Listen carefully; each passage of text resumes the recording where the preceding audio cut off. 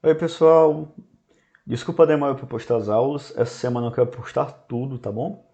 Até a aula 15 é porque, enfim, eu tive muitos problemas esse final do ano, foi bem difícil para todos, né, eu acho, mas passo a passo vai dar certo. Realmente eu quero dar uma agilizada e vamos começar. A gente vai começar hoje, o assunto é de refração luminosa, aula 7. Bem atrasadinho, peço perdão novamente, mas vai dar certo. Hoje o assunto é essa imagem. O que a gente vê nessa imagem? A gente vê um lápis num copo d'água. Ok, show. A gente tem um copo d'água que a gente vê o que a gente vê de especial nessa imagem. A gente tem um lápis num copo d'água, esse copo d'água tá. Essa parte feia do lápis, ela tá distorcida, né? Tem essa distorção. É tão corriqueiro no nosso dia a dia, mas por que isso acontece? Isso acontece por causa da refração. Essa refração é basicamente a definição de que a velocidade da luz no meio material, que não seja o vácuo, né, então, vai mudar sua velocidade, certo? No caso, aqui é o ar, a gente considera que ele tem uma constante de velocidade da luz particularmente muito parecida com a do vácuo. E aqui a água, a gente tem uma velocidade da luz bem diminuída em relação ao vácuo, porque é o meu material, né? Então, o que vai ocorrer é que a sua frequência da luz vai continuar a mesma, mas sua velocidade vai alterar. E, consequentemente, o comprimento de onda dessa luz também vai ser alterado.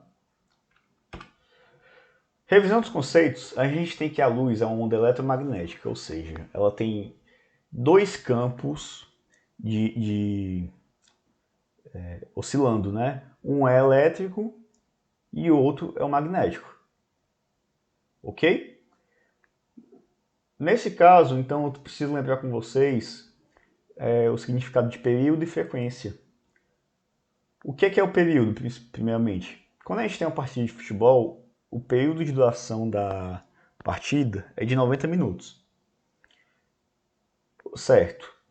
Uma partida de futebol ocorre em um período de 90 minutos. Uma repetição, 90 minutos. Certo?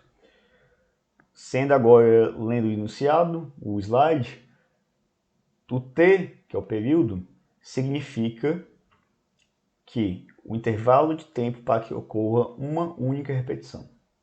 Certo? E a gente tem a frequência. Frequência que a gente diz normalmente com na análise dimensional, né? Com Hertz. A frequência ela é o inverso do período.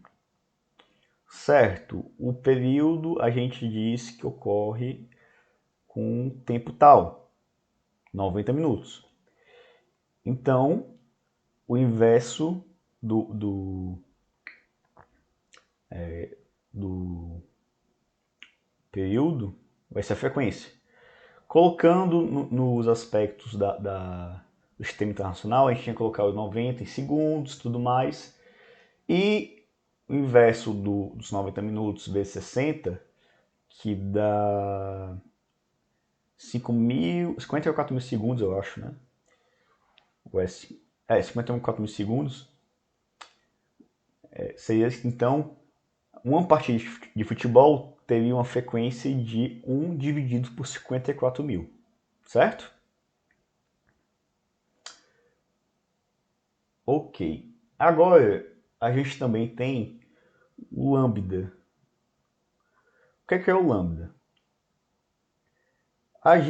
A luz percorre em um período um comprimento de onda. Quando a gente dá um passo, né, assim, dois passos na verdade, a gente tem que colocar o quê? Vamos começar pelo pé esquerdo. Pé esquerdo, pé direito, pé esquerdo. Pronto. Esse foi uma repetição dos meus passos, né? Então a gente vai ter andado em um tempo tal, um comprimento x. Vamos supor que seja de 1 metro, que eu ande em 2 passos, né? 1 metro, pronto. Esse vai ser o comprimento dos meus passos. Agora pegando o comprimento de onda. A luz repete com uma frequência com cerca de 3 a 6 ou 7 vezes 10 elevado a 14 Hz. Ou seja, em 1 segundo, que é 1 Hz, tá? Lembrando que 1 Hz é a repetição de alguma coisa em 1 segundo. A luz vai ter repetido o seu processo entre cerca de 3 a 7, porque a frequência da luz vermelha com 3 vezes 10 elevado a 14 e a violeta com 7 vezes 10 elevado a 14 Hz, nesse período de 1 segundo. Ok? Então, vamos lá. Nesse contexto, voltando ao lambda agora, a distância percorrida em um período é denominada de comprimento da onda de luz, ok? Com um lambda, vamos pegar, eu acho que a luz azul nesse caso, de 6 vezes 10 elevado a menos 7. É isso que ela percorre em um ciclo completo, certo? Lembrando, então, novamente, a gente tem que variando 3 a 7 vezes 10 a menos 14, aliás, mais 14 repetições em um segundo, certo? Pegando uma repetição, a luz vai ter andado essa distância. Beleza, a gente tem a distância, a gente tem um tempo. Agora, então, a gente pode calcular a velocidade da luz, certo? A gente tem dois jeitos. Primeiro, a partir do comprimento, aliás, do comprimento e do período, e o outro com o comprimento e a frequência. Na real, assim, no fundo, tanto faz, porque a frequência é o inverso do período e, obviamente, vice-versa. Certo? Lembrando que tem que estar em um sistema internacional de medidas, que é metro, segundo, para a gente validar esse esquema. Como a velocidade escalar de qualquer coisa é o quê? A distância percorrida sobre o tempo, a gente então tem a distância percorrida da luz e o tempo. Pelo período, a gente pode calcular facilmente isso aqui. Isso aqui é exatamente igual à velocidade escalar, certo? O lambda é a distância, o t é o tempo. Fica até mais fácil de você decorar se quiser.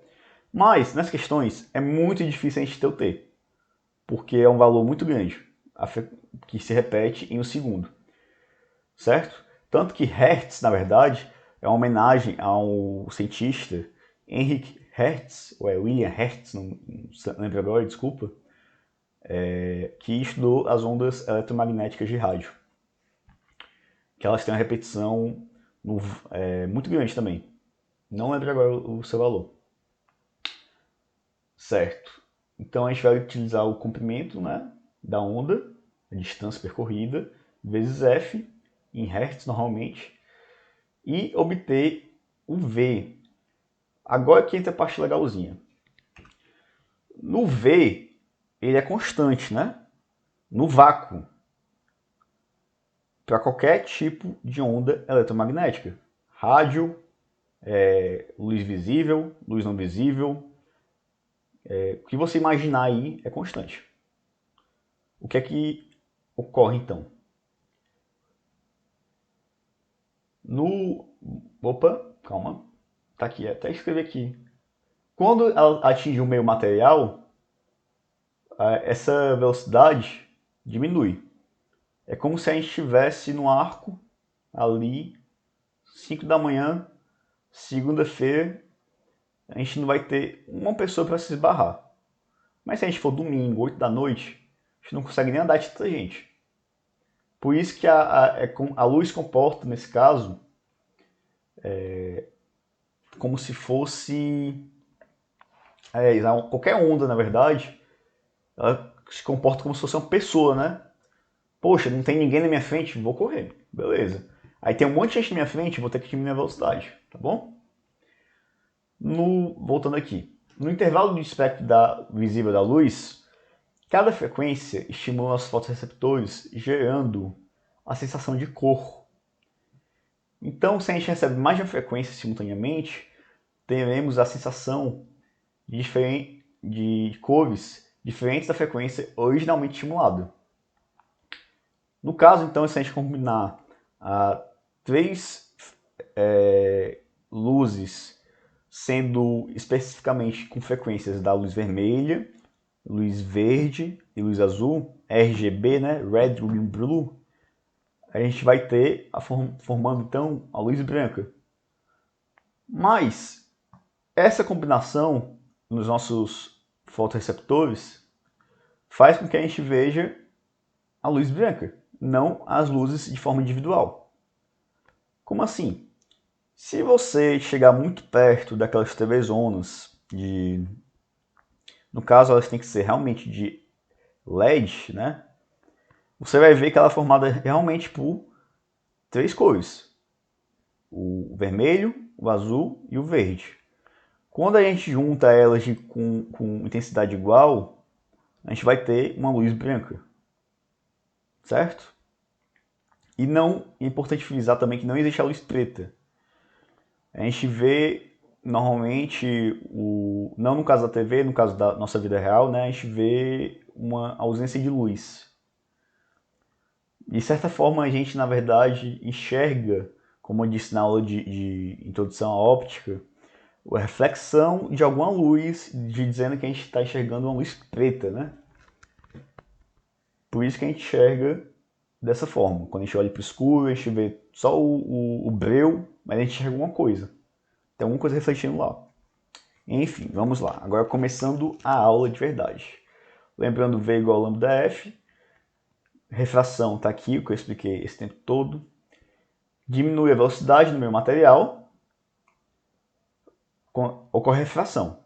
A frequência é a mesma, mas o comprimento de onda vai se alterar. Por quê?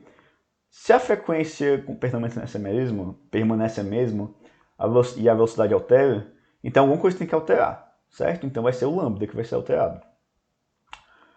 A luz solar na água, por exemplo, tem velocidade menor que a sua constante no vácuo, como eu expliquei. E ela sofre decomposição.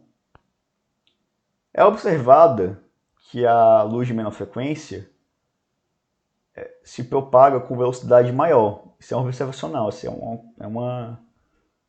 A gente vê e pronto, sabe? A gente constata isso. Já a luz de maior frequência possui uma velocidade menor. O que isso quer dizer? A gente vai estudar daqui a pouco a decomposição da luz num prisma. E lá tem assim.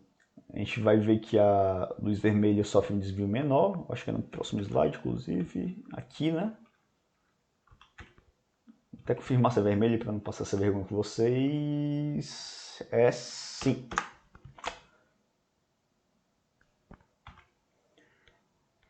Enfim. Recapitulando. A luz vermelha ela vai ter uma menor frequência, certo? Frequência de 3 vezes 10 elevado a 14. Já a luz violeta é cerca de 7 vezes 10 elevado a 14 a sua frequência. Observando então que a gente tem um comprimento de onda alterado no meio material, já que a velocidade altera, né? O vermelho vai sofrer uma alteração menor, já o violeta vai sofrer uma alteração maior de sua velocidade.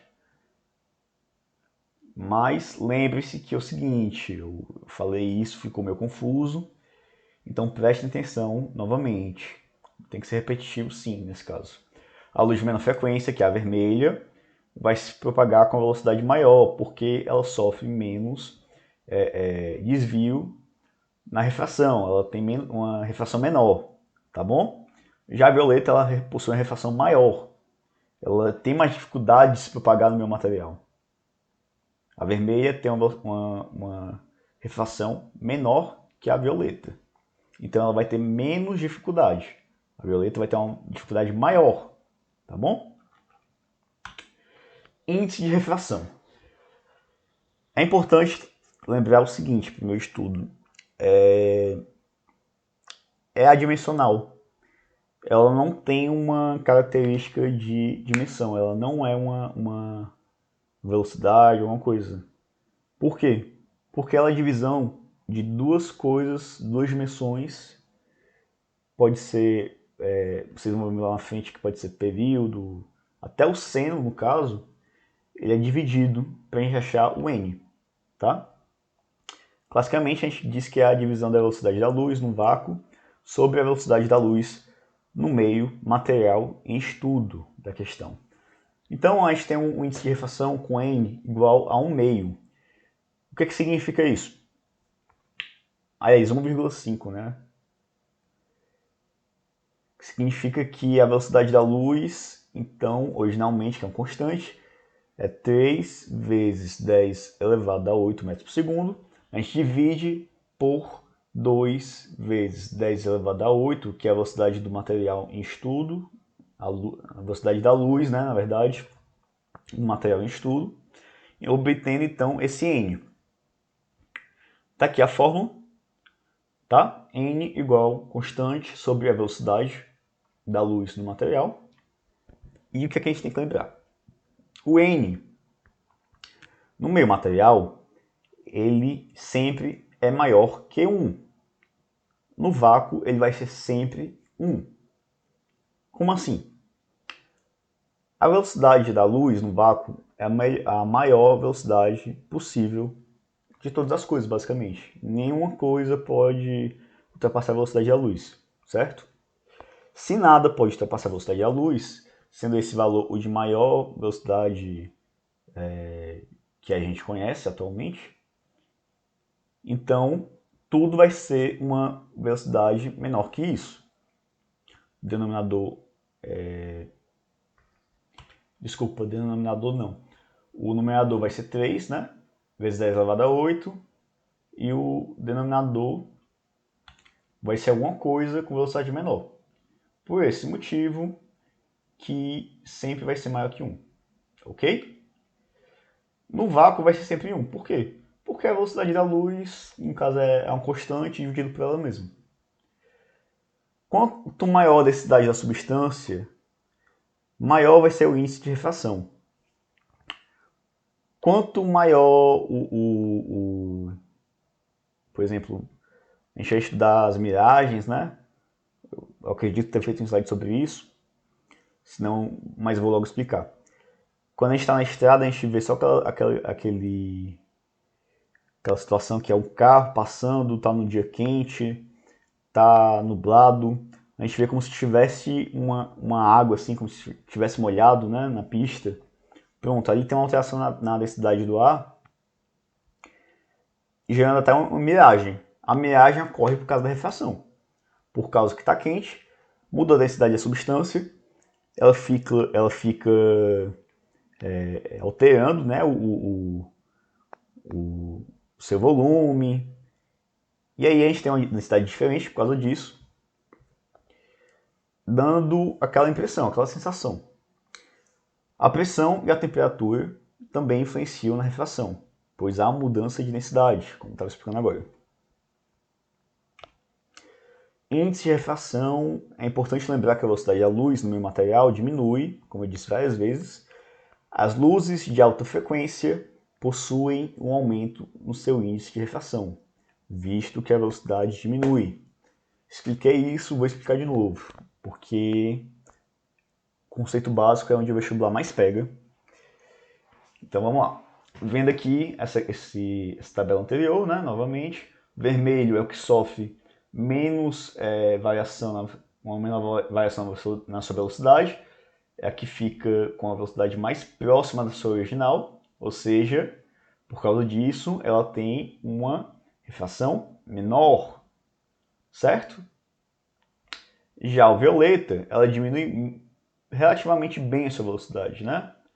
Então, quanto maior sua variação, ou seja, quanto menor sua velocidade no meu material, maior a sua refração, seu índice de refração, tá bom? Vamos supor que vermelho aqui seja 1,2. Então, o violeta vai ser 1,5, 1,5, certo?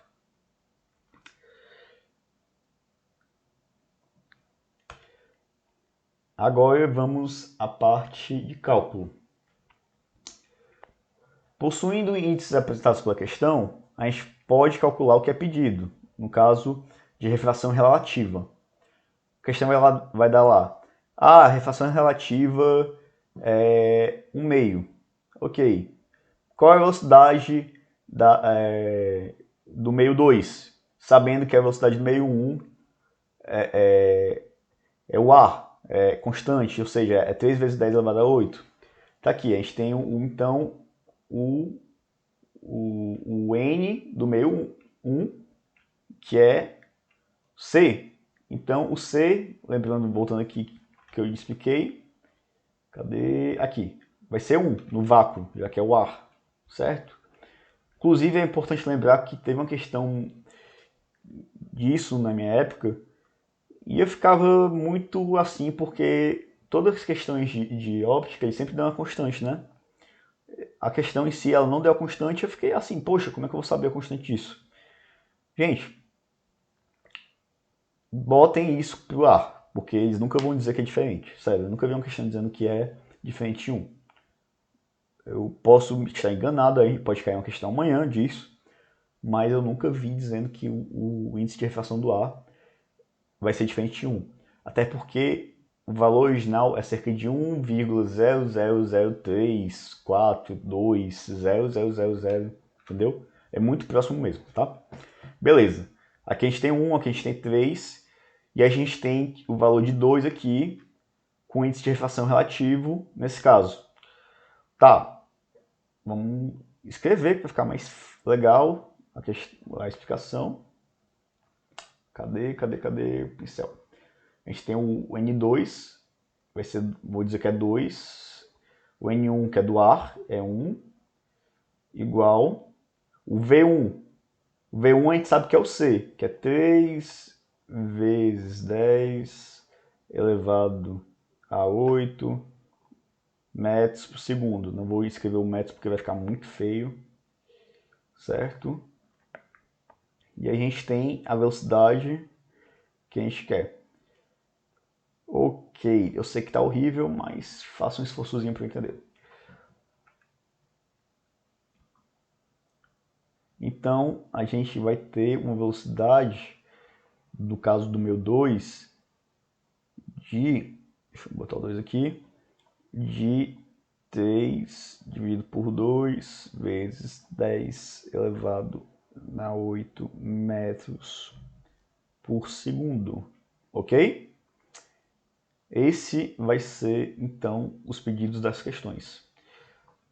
Aí, esticando um pouco, aqui, vou colocar aqui mais fácil, esticando um pouco a baladeira, a gente tem essas opções aqui.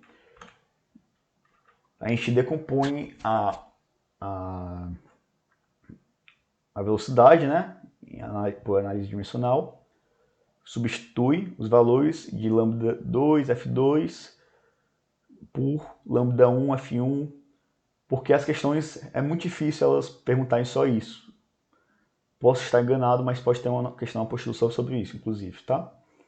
Mas elas fazem isso, elas gostam de complicar a vida de todo mundo. Conceitos importantes. Refringência. Quando a gente tem um meio mais refringente que o outro, a gente quer dizer que seu índice de refração é maior que o outro, tá? Vamos pegar aqui a água e o ar. O índice de refração da água é 1,3 e do ar é 1. Então, a água é mais refringente que o ar, certo? Quando um meio se propaga com velocidade menor em relação ao outro, esse então vai ser o meio mais refringente, ok? Por causa que, lembre que quanto menor a velocidade, maior o n, tá? Dióptro. Dióptro é uma coisa que nunca me explicaram e eu quero explicar para vocês porque é importante a gente dar uma lembrada nisso. Quando a gente tem dois meios transparentes e de diferentes eficiências, a gente tem um dióptro.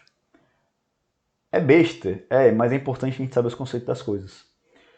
Aqui a gente tem um dióptro plano, que é a água e o ar, um meio menos refrigerante e um meio mais refrigerante, tá? 1 aqui no ar e 1,3 na água.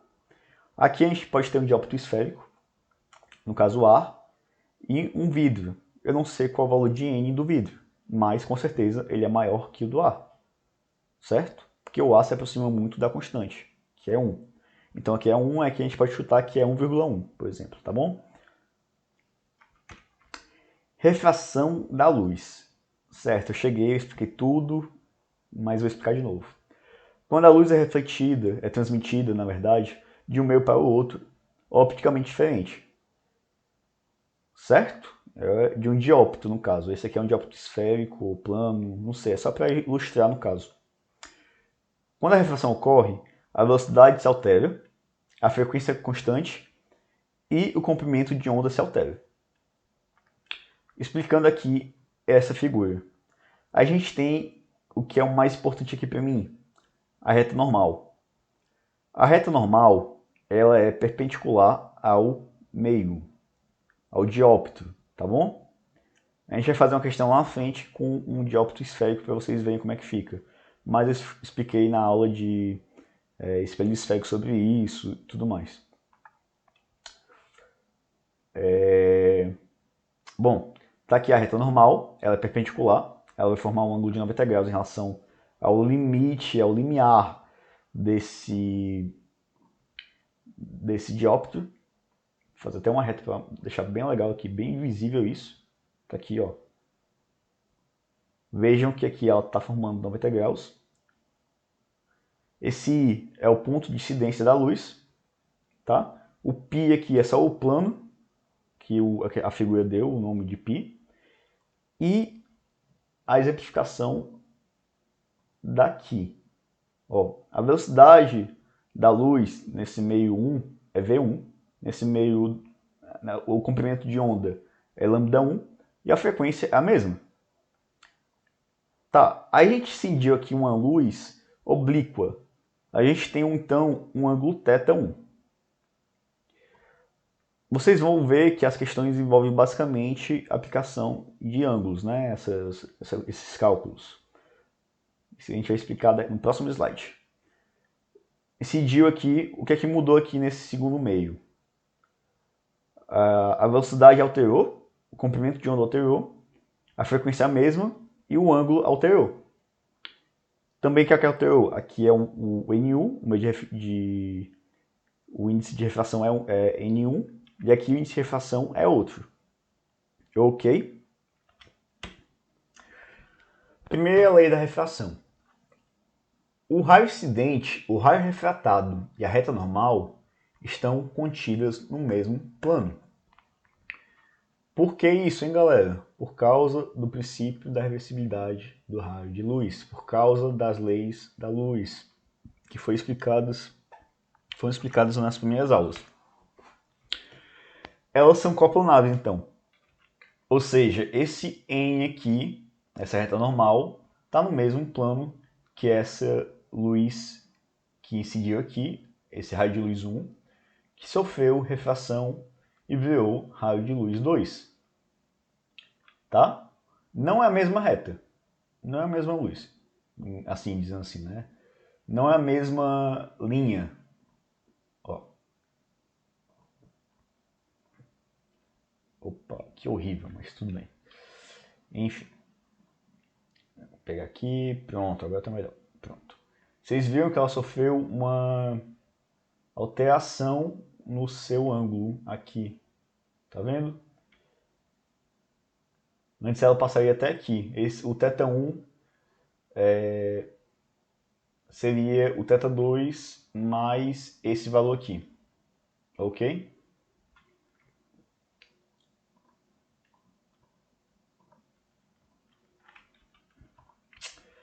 Segunda lei da refração, lei de Snell, que vocês devem conhecer bastante, né? A razão entre o seno do ângulo de incidência e o seno do ângulo de refração é constante para cada dióptro e para cada luz monocromática, tá? Por que monocromática?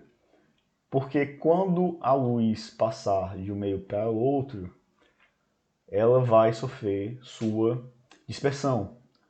Por quê? Porque a velocidade da luz branca, a gente vai incidir uma luz branca no dióptro, beleza. Aí ela vai se decompor. A luz violeta vai ter uma velocidade menor e a luz vermelha vai ter uma velocidade maior, tá bom? Essa é uma parte da lei de Snell, é uma aplicação dela, tá? Mas vocês conhecem ela do outro jeito, né? Cadê? Deixa eu ver se eu coloquei aqui. Acho que não. Que é exatamente seno 1 vezes N1 igual a N2 vezes seno 2. Ok? Tinha uns decorebs na minha época, mas é tão pequena a fórmula que não acho que vale a pena vocês fazerem uma música para isso. Mas fica a critério de vocês, óbvio. Vamos agora à aplicação disso. Incidência, a gente vai aplicar um raio de luz, um laser, com a luz monocromática, assim, certo? O que vai ocorrer? Esse meio aqui, ele tem vamos dizer que ele é o A, ele tem um N igual a 1. E esse meio aqui, vamos dizer que é a água. Eu não sei qual é o N dele, vamos dizer que é 2, tá? 1 e 2.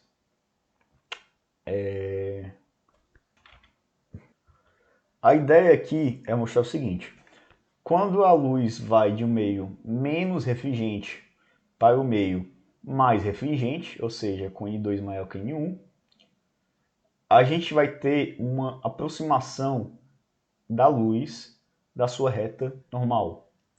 É importante frisar o seguinte: quando a gente fala que vai se aproximar ou afastar, muitas vezes a gente não sabe do que. A gente sabe que é reta normal, que existe uma reta normal, mas a gente não sabe como, se ela vai se aproximar nesse sentido aqui, calma, nesse sentido daqui assim, ou desse, a gente sempre esquece, né? Eu quero que vocês reforcem isso, porque eu pessoalmente eu tinha muito esquecimento, né? E a gente vai calcular a reta normal, o ângulo vai ser esse aqui, vai ser o ângulo entre a normal e entre o raio. Não vai ser entre o raio e o meio. Vai ser entre a normal e o raio, certo? Voltando aqui à questão. A gente vai ter então que o meio menos refringente para o meio mais refringente, menos com mais, ele vai se aproximar da normal, o raio que sofre essa refração. Lá no Descomplica tinha umas musicazinhas bem bestas, que eu acho que é o Leonardo, professor, isso 2014, 2015, que ele falava menos com mais, mais. Aí procurem aí, se der para vocês, é uma forma que eu decorei na época. Mais meio menos refringente, mais refringente, vai se aproximar da normal, tá? A luz incidindo do meio mais refringente para o meio menos refringente. O que, é que vai acontecer? Esse meio N2 ele possui índice de refração 1, esse meio 1 possui índice de refração 2. Vou até anotar para não ficar confuso. Cadê o pincelzinho? Aqui. Aqui é 2 e aqui é 1. Certo? Então a gente vai do meio mais refringente para o meio menos refringente. Se a gente vai fazer isso, então o raio que chega com o ângulo θ1, vejam que ele é próximo da normal, então ele vai se afastar da normal. Ok? Aí mais, menos, mais, o valor aumenta. Certo?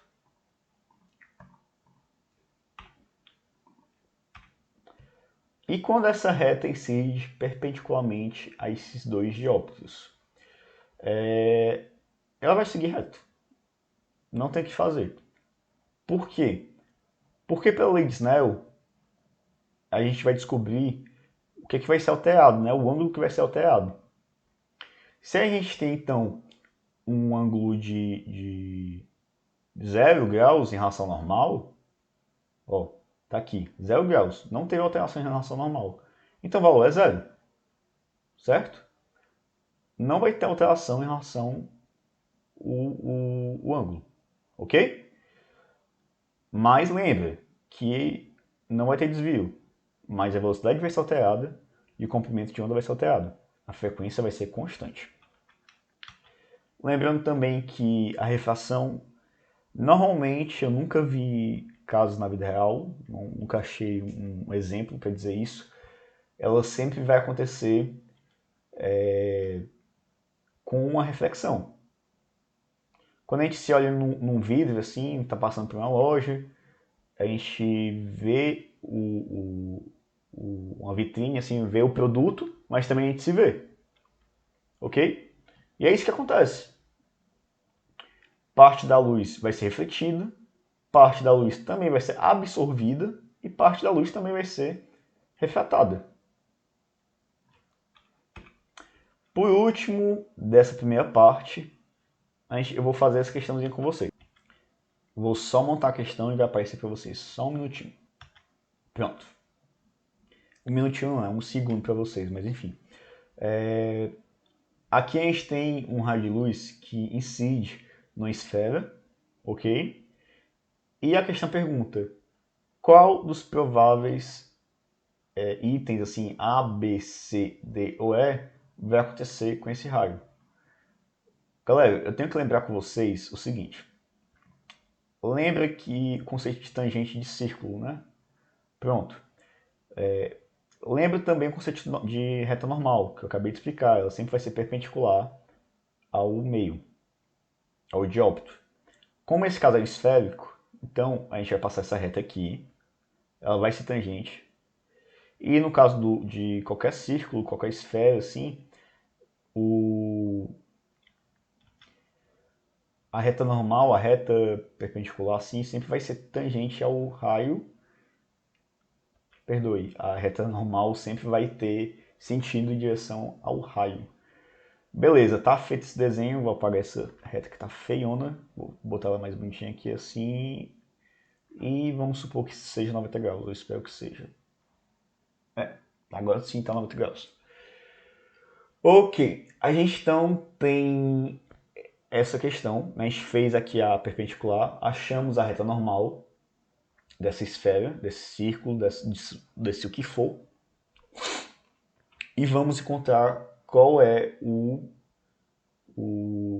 que vai acontecer com esse raio de luz.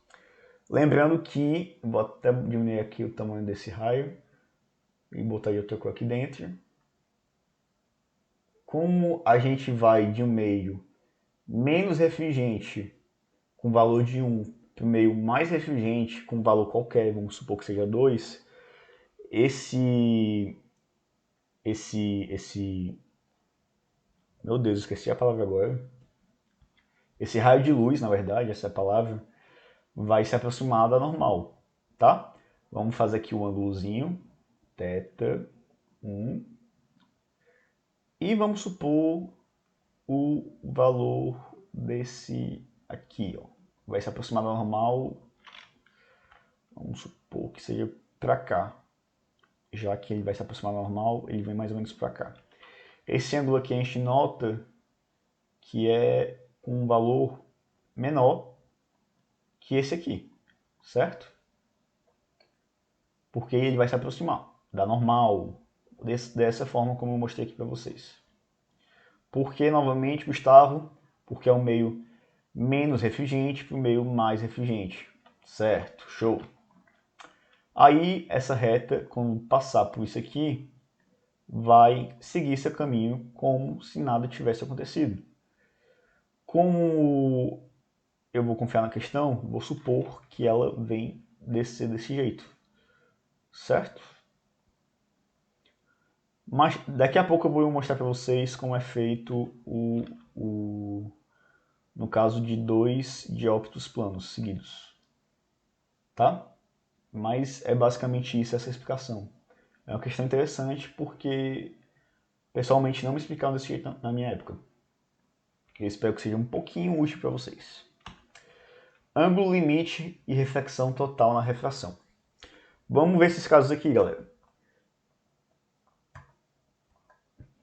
O primeiro caso, a gente tem o seguinte. A luz está perpendicular, incide aqui perpendicular, né? Ó. Passou aqui direto, bonitinha.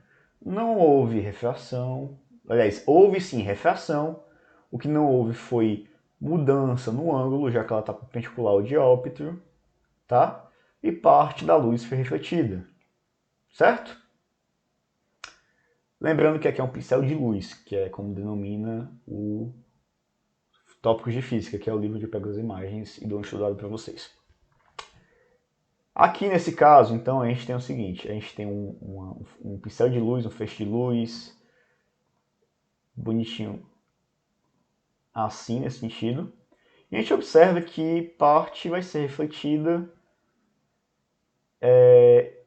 e vai ter um desvio do ângulo, tá? Só que a gente já nota aqui nesse terceiro caso, que vai incidir nesse sentido, mas que vai aumentando a sua reflexão. Olha aqui, está bem maior que esse. E que vai diminuir também a luz que é refratada nesse meio aqui, ó. É bem menor do que aqui. Chega a um ponto que a luz vai ser totalmente refletida. É o que a gente vai denominar, quando esse ângulo aqui atingir esse nível aqui, ó, vamos fazer a reta. Vocês vão vendo que a reta está bem mais íngreme do que aqui, né? Não preciso nem mostrar de verdade. Mas enfim, esse ângulo aqui, em relação ao normal, vai ser chamado ângulo limite. Esse ângulo limite é necessário para que ocorra a reflexão total de um meio para o outro. Ok?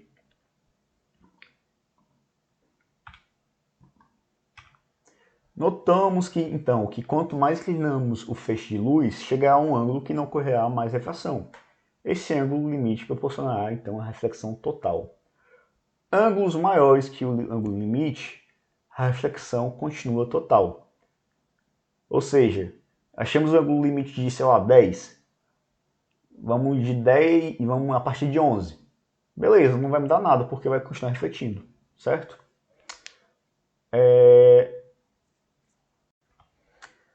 Quando a gente acha o ângulo limite, matematicamente falando, ele vai sair de forma rasante. Assim, esse feixe, essa reta aqui, esse raio de luz aqui saindo assim, segundo o tópico de física, ele não existe na vida real.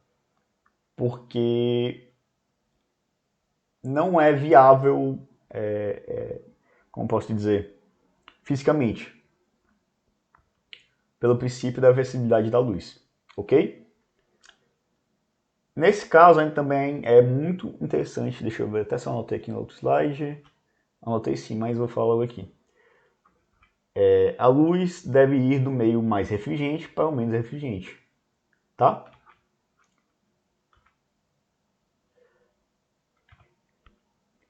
Ou seja, aqui tem que ser então 2 e aqui vai ter que ser 1.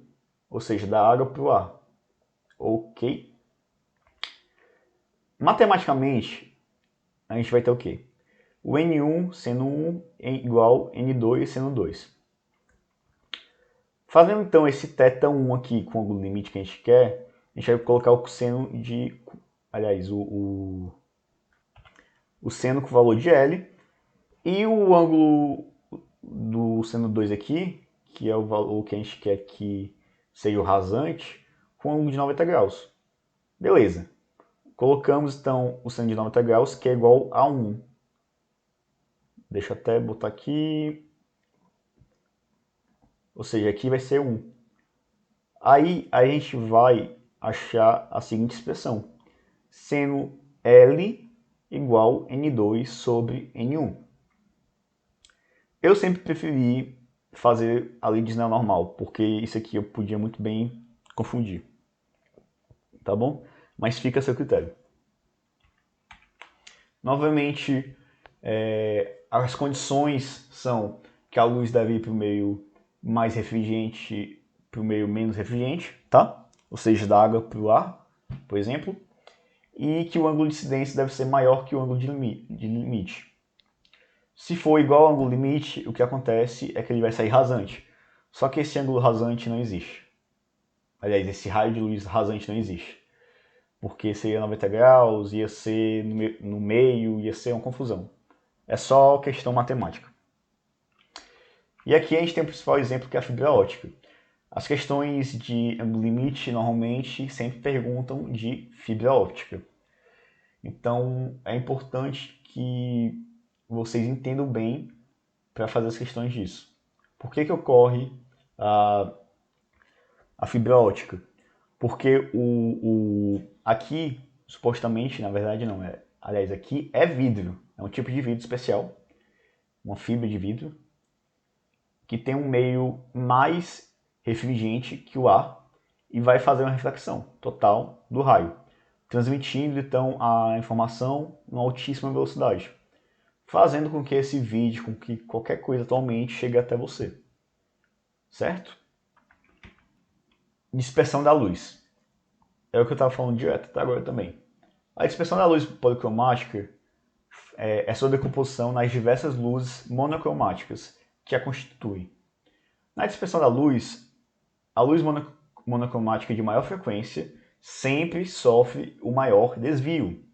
Ou seja, aqui a gente vai ter deixa eu botar de cor preta aqui, um ângulo θ, esse ângulo aqui. Supondo então que a luz não sofresse desvio, ele ia ter esse mesmo valor aqui, como está mostrando aqui, esse delta aqui, delta mínimo e delta máximo. Só o delta máximo que é esse mesmo valor, ok? Então reparem que a luz vermelha sofre um desvio menor e que a luz violeta é o que maior sofre desvio, ok? Com um delta máximo bem diferente desse caso aqui. Ok para vocês? Vamos lá para...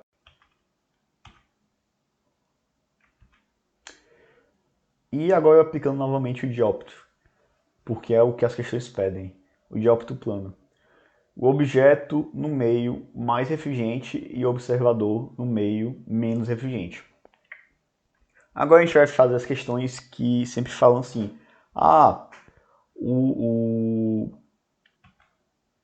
o índio tem que abaixar a cabeça para acertar, segundo uma lenda lá, acertar o peixe na sua caça. É uma questão bem clássica, eu sei. Por que isso ocorre? Porque ocorre a refração, né, novamente.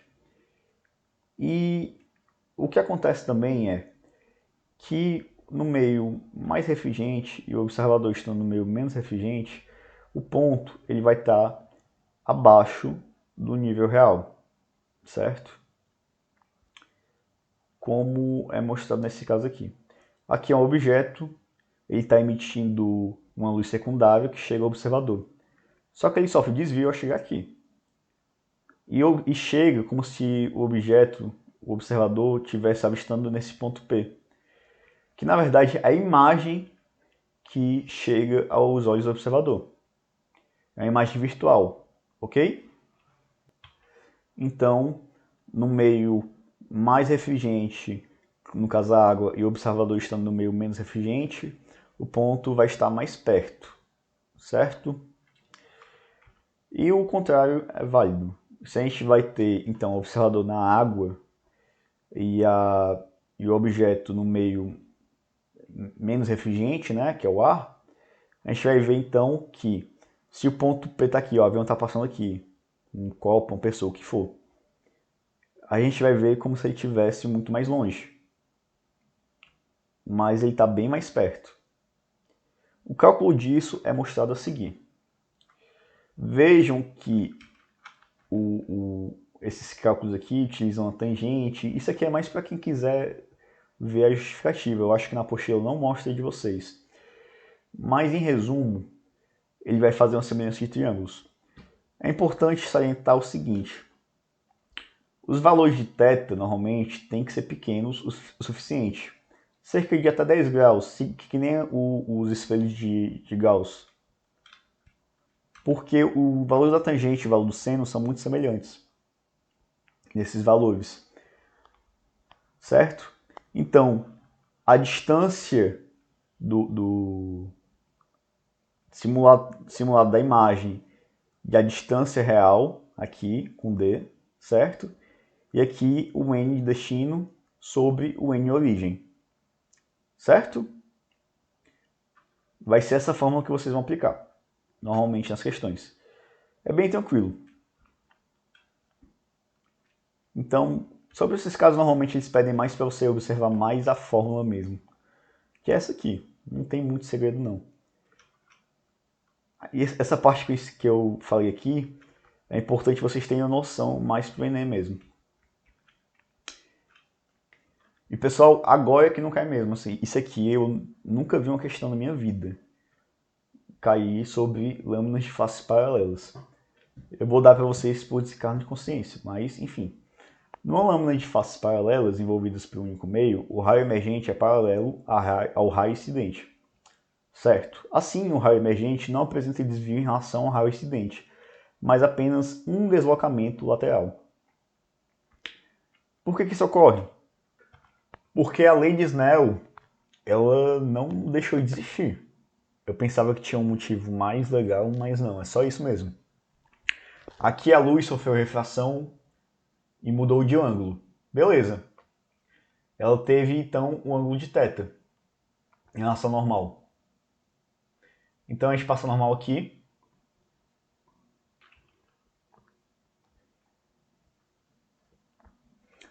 Pelos ângulos alternos internos, né?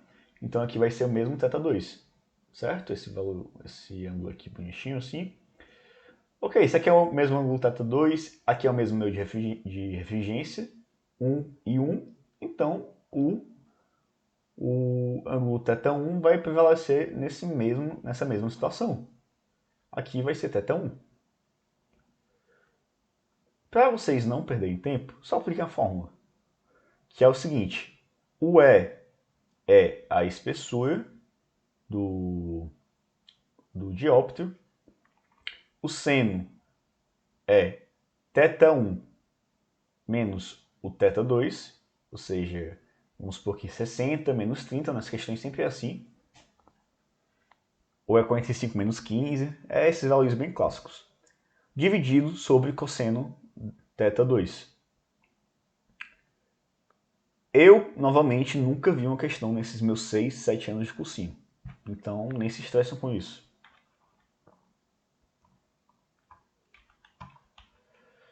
Prisma óptico. Finalmente, final da aula, galera. E eu vou ser bem honesto com vocês também. Eu nunca vi uma questão disso na minha vida sem ser em apostila. Mas, então, eu só vou dizer o seguinte para vocês. Só decorem que o desvio total, que é esse delta, é igual o ângulo θ1 mais esse ângulo θ'1, né? Que é essa parte aqui, ó. Tá bem bonitinho aqui. Só que é menos o Δ2, menos A, na verdade, que é o ângulo de abertura aqui. É bem idiotinho assim, mas não tem o que fazer, realmente aplicar a fórmula. E é isso. É tão chato essas questões, mas para a nossa felicidade só cai em apostila, tá bom? Tanto que vocês forem ver a apostila de vocês, vão ver umas questões lá que são de 2005, 2004, que é da época dos vestibulares tradicionais, certo? Então é isso, obrigado pela atenção, e eu espero que você esteja vendo em 2.0, porque eu sei que é muita informação, e eu sei que eu sou muito repetitivo nas informações, mas realmente que eu quero que você decore e que você passe, tá bom? Boa sorte, feliz ano novo!